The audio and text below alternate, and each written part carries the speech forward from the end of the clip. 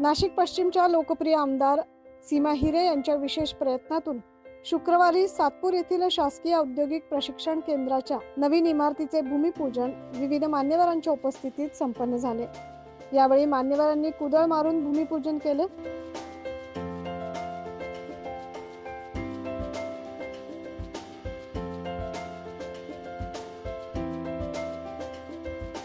तसेच या प्रसंगी उपस्थित सर्व मान्यवरांचा सत्कार देखील करण्यात आला। या कार्यक्रमाप्रसंगी उपस्थित मान्यवरांनी आपले मनोगत व्यक्त केले। महाराष्ट्र शासनाच्या निधीतून सातपूर येथील शासकीय औद्योगिक प्रशिक्षण केंद्र म्हणजेच ITI नाशिक येथे संस्थेच्या नवीन प्रशासकीय इमारत बांधकामाचे भूमिपूजन संपन्न झाल्याचे त्यांनी सांगितलं। ITI येथे सदरची जागा व सर्व कोर्सेससाठी ही अपुरी पडत आहे। तसेच संस्थेमध्ये विद्यार्थ्यांची संख्या जास्त असल्याने सर्व प्रकारचे कोर्सेस एकाच छताखाली आणून सामान्य विद्यार्थ्यांना या नवीन प्रशासकीय इमारतीच्या माध्यमाने शिक्षण घेण्यास आता मदत होणार आहे, अशी माहिती या प्रसंगी देण्यात आली।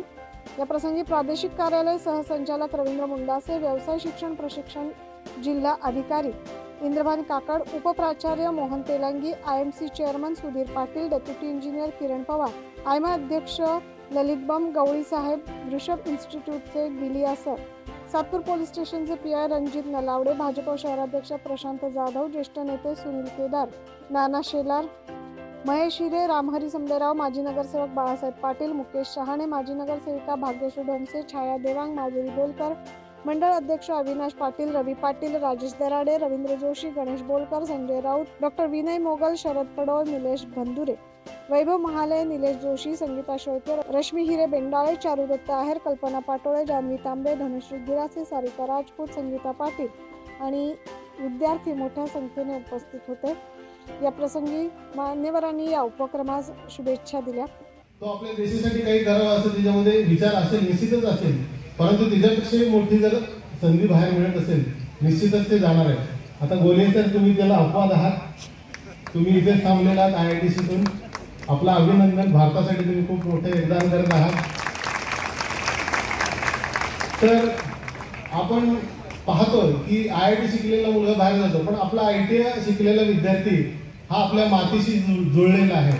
तो आपल्या भारतातच राहतो, आपल्या भारताच्या आर्थिक विकासात सहकार्य करतो, आपल्या भारताच्या आर्थिक विकासाबरोबर औद्योगिक विकासामध्ये देखील सहभाग देतो आणि केवळ ह्या आपल्या ITI विद्यार्थ्यांमुळेच आपल्या भारताची प्रगती झाली आहे। आनंदही आम्हा सर्वांना आहे की औद्योगिक प्रशिक्षण संस्था सातपूर ही नुसती जिल्ह्यापुरती नाही, परंतु संपूर्ण महाराष्ट्रामध्ये एक अग्रगण्य अशी संस्था या नाशिक शहरामध्ये आहे।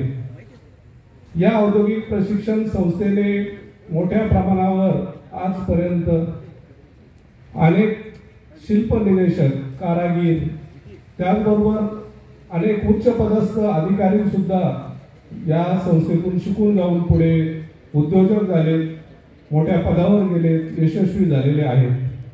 त्यामुळे भव्य अशी परंपरा या संस्थेला नक्की आहे। परंतु ही 1965 साली निर्माण झालेली औद्योगिक प्रशिक्षण संस्था आज इतका मोठा कालावधी गेल्यानंतरही या संस्थेच्या इन्फ्रास्ट्रक्चरमध्ये मोठ्या प्रमाणात बदल मात्र झाले नव्हते आणि सुरुवातीच्या काळामध्ये 500 मुलं या ठिकाणी, विद्यार्थी या ठिकाणी प्रशिक्षण घेत होते आणि आज ती संख्या साधारणपणे 2300 प्रशिक्षणार्थी या ठिकाणी प्रशिक्षण घेत आहेत।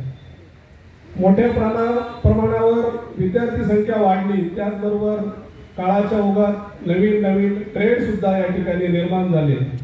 आता साधारणपणे आपल्याकडे 30 ट्रेड या ठिकाणी नवीन निर्माण झालेले आहेत। वेगवेगळे अभ्यासक्रम काळाच्या ओघात जे सुरू व्हायला पाहिजे ते सातत्याने या ठिकाणी होत आहे। नाशिक शहरामध्ये ITI ही अतिशय जुनी संस्था आहे आणि नाशिक शहर आपण म्हणतो की अनेक वेगळ्या अंगाने प्रसिद्ध आहे। मग ते पौराणिक शहर आहे, व्यावसायिक शहर आहे आणि मंत्रभूमीकडून यंत्रभूमीकडे जाणारं असं नाशिक शहर असं आपण नेहमी म्हणतो। या ITI संस्थेला जवळपास 40 वर्ष पूर्ण झालेले असतील, त्यापेक्षाही कदाचित जास्त झालेले असतील. आणि ह्या संस्थेतून आज अनेक विद्यार्थी हे घडलेले आहेत. आज या संस्थेत विविध कोर्सेस खूप मोठ्या प्रमाणात चालतात आणि आपल्या नाशिक जिल्ह्यातील आजूबाजूच्या गावातून असतील, जिल्ह्यातून असतील किंवा महाराष्ट्रातून असतील खूप विद्यार्थी इथे येतात, शिक्षण घेतात. आणि गोर गरीब गरजू जे मुलं असतात ते 10वी 12वी नंतरच इथे येऊन ITIचा कोर्स करून ते लगेचच नोकरीसाठी शोधात असतात. आणि त्यामुळे इथून लगेचच त्यांना त्यांच्या पायावर उभं करणं, नोकरी उपलब्ध करून देणं हे सर्व आपल्या या संस्थेच्या माध्यमातून होत असतं. आता काही दिवसापूर्वीच आपण इथे नवमतदार मेळावा घेतला आणि सतत काही ना काही उपक्रम आपल्या या संस्थेत हे सतत सुरू असतात. मुलांना त्यांची प्रगती व्हावी, त्यांच्यामधील कौशल्याला वाव मिळावा याकरता नरेंद्रजी मोदी यांचं एक स्वप्न आहे की स्किल इंडिया. आधी डिजिटल इंडिया होतं, आता स्किल इंडिया.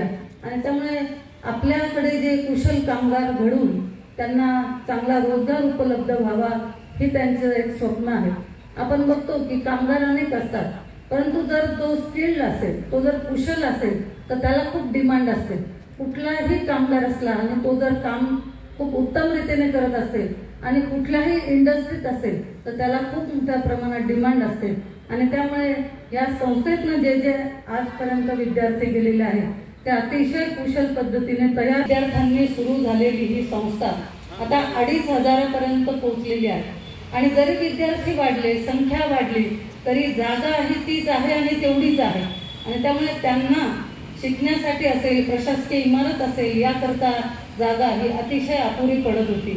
आणि त्याकरता आपले सरकार जे आपण म्हणतो की आपल्या मदतीसाठी तत्पर असलेलं आपलं सरकार जे आता महायुतीचं सरकार आहे, त्यांनी लगेचच आपल्याला 12 कोटीचा निधी मिळवून दिला आणि आज या संस्थेची पायाभरणी होत आहे. हे फार आनंदाची गोष्ट आहे. अशा पद्धतीने ITIच्या नवीन इमारतीचं भूमिपूजन आज मोठ्या थाटामाटात संपन्न झाले. 9 न्यूज महाराष्ट्रासाठी प्रतिनिधी ज्ञानेश्वर आंधळे.